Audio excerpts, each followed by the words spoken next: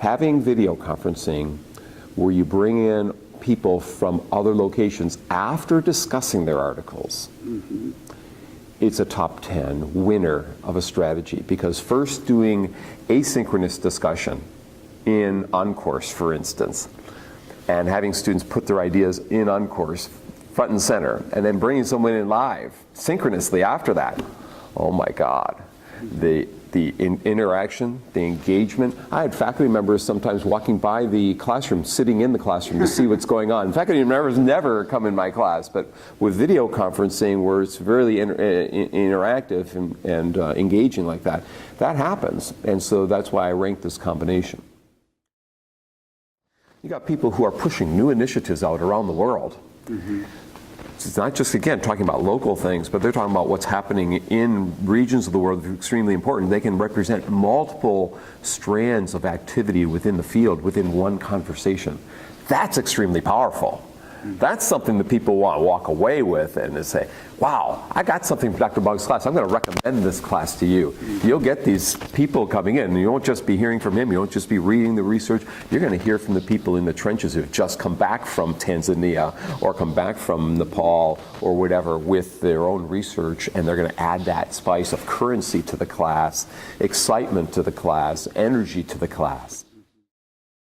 So there might be things you do with guest experts that are not one-off activities, but are end-all activities, in that you're creating an environment where you want them to read more, you want them to reflect more, you want them to ask more questions, and you want them to be inspired in your field. And maybe when they're taking one class with you as a certificate program or as an elective and saying, well, when I finish my master's in language education or information science or informatics or psychology, maybe I'll come and get my doctorate in this field because I got exposed to it, okay?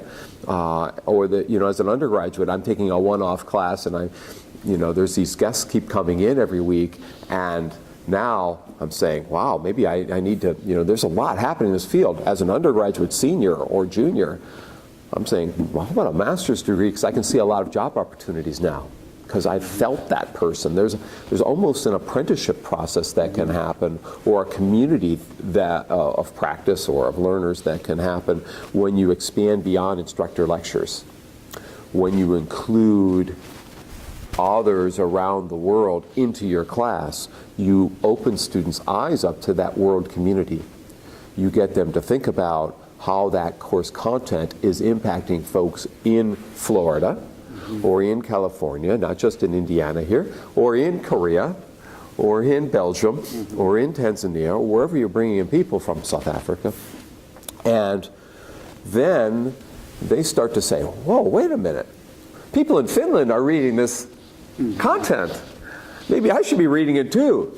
So I've also had those experiences where we've worked with students from Finland and in Korea and Peru, and my students who weren't reading the textbook, all of a sudden, because of doing cross-cultural things, which could include guests coming from other regions of the world, now are saying, whoa, this content is important. Other people are validating it, not just the instructor.